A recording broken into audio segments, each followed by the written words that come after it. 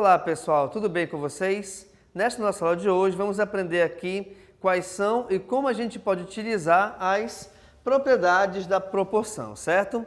Onde essa proporção ela tem basicamente duas propriedades. Vamos aqui à primeira. A primeira propriedade me diz o seguinte: em toda proporção, a soma ou a diferença dos dois primeiros termos está para o primeiro ou para o segundo, assim como a soma ou a diferença dos dois últimos termos está para o terceiro ou para o quarto. Eita, professor, é muita informação. Deixa eu te mostrar como é que funciona. Vamos relembrar que proporção se trata da igualdade entre duas razões. Além disso, razão é uma fração. Quando a gente tem essa igualdade entre as frações, eu posso dizer o seguinte, que a soma dos seus elementos na mesma fração, ela vai estar diretamente ligada, ou diretamente proporcional, aliás, ao seu numerador ou ao seu denominador. E essa mesma ideia vale para a fração aqui à direita também. Vejamos aqui o seguinte então. Deixa eu tentar falar para você numa linguagem bem mais clara. Eu posso somar o de cima com o de baixo e dividir pelo resultado que está em cima, fazendo a mesma coisa na outra fração. Então, reparem, eu somo o de cima com o de baixo e o resultado dessa soma eu coloco sobre o de cima. Ou você pode fazer do modo contrário. Eu posso, então, somar os valores de cima e o de baixo e colocar esse resultado como o denominador sendo os próprios valores que já estão embaixo aqui na proporção original. Então, olha lá de novo. A mais B sobre A, C mais D sobre C. Ou então, A mais B sobre B, ou C mais D sobre D. A única coisa que você não pode fazer aqui é o seguinte, ao pegar essa adição entre os elementos de uma mesma fração, eu não posso colocar como denominador letras de posições diferentes. Como assim posições diferentes? Reparem, por que eu estou escolhendo aqui o A e C e depois estou escolhendo o B e o D? Porque justamente são elementos que estão na mesma direção horizontal. Então, uma atitude que você não pode tomar é a seguinte: eu não posso colocar a soma sobre A igual a soma sobre D. Por quê? Porque A e D estão em diagonal. Assim como também eu não posso pegar a soma sobre B e a soma sobre C. Pelo mesmo motivo, tá? Porque esses dois valores também estão em diagonal. E toda essa ideia que eu acabei de lhes falar para a adição de dois números, ela também vale para a subtração. Então, caso haja necessidade e você tenha como uma informação uma subtração entre os dois valores, você pode fazer o quê? Você subtrai o de cima com o de baixo e coloca sobre o de cima, e você subtrai o de cima com o de baixo e coloca sobre o de cima. Ou então você parte para o outro lado, que é subtrair o de cima com o de baixo na primeira fração, colocando o resultado sobre o de baixo que nela ainda está, assim como também você subtrai o de cima com o de baixo da segunda fração e coloca o resultado sobre o valor de baixo ainda na segunda fração. Mas tu podes pensar assim, professor, essa propriedade que é um pouco complicada, onde é que eu vou utilizá-la? Por exemplo assim, imaginemos que tu tem um problema onde eu tenho uma sala com 40 alunos, tá?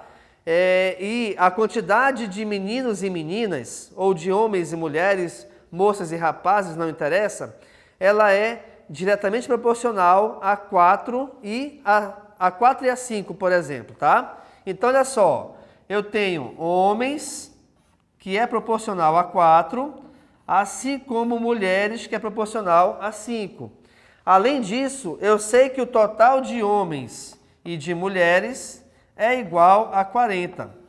Então, repara que, neste exemplo especificamente, você poderia utilizar a propriedade aqui de cima. Por quê? Porque o valor que nós temos identificado já da operação é o da adição, tá? Então, um exemplo prático sobre isso, de como utilizar a propriedade, é quando você tem que resolver ou que analisar problemas onde você tem um total de elementos, tá certo? E você tem a proporção de cada elemento individual. Aqui nesse exemplo, de novo, insisto, imaginemos que nós temos uma sala de aula, em escola, faculdade, tanto faz, tá? Mas eu sei que o total de homens e de mulheres é igual a 40. E os homens, a quantidade deles é diretamente proporcional a 4, assim como das mulheres é proporcional a 5. Então, a gente até resolveria essa questão aqui por meio de sistemas, utilizando essas regras das propriedades, tá bom? Aqui no caso da propriedade da proporção, perfeito? Como segunda propriedade, repare, temos o seguinte: em toda proporção, a soma ou a diferença dos antecedentes está para a soma ou diferença dos consequentes, assim como cada antecedente está para o seu consequente. Eita, professor, bagunçou aqui a vida de novo. O que eu faço? Deixa eu te mostrar como é que é isso, uma linguagem melhor. Gente, a mesma ideia que nós tínhamos antes para a proporção de A sobre B igual a C sobre D, eu vou utilizar também para te mostrar aqui nessa proporção, tá? Agora é o seguinte, se nessa primeira propriedade nós realizamos a soma entre os elementos pertencentes à mesma fração, eu vou fazer a mesma coisa, só que agora eu vou realizar a soma ou a subtração na horizontal. Realizando essa soma ou essa subtração na horizontal, reparem que eu estou pegando elementos de frações diferentes, elementos de razões diferentes. E aí, nesse caso, pessoal, quando você for resolver essa adição, eu não posso, de repente, resolver tanto a adição quanto a subtração em diagonal, sempre na horizontal. Então, reparem, eu tenho a soma de A sobre C sobre a soma de B com D. E essa soma, já que formou uma fração, você vai igualar essa fração a qualquer uma dessas duas. Então, aqui, olha só, A mais C, B mais D, desculpa, que é a soma na horizontal, igual a sobre B, que é a primeira fração. Aqui está essa proporção.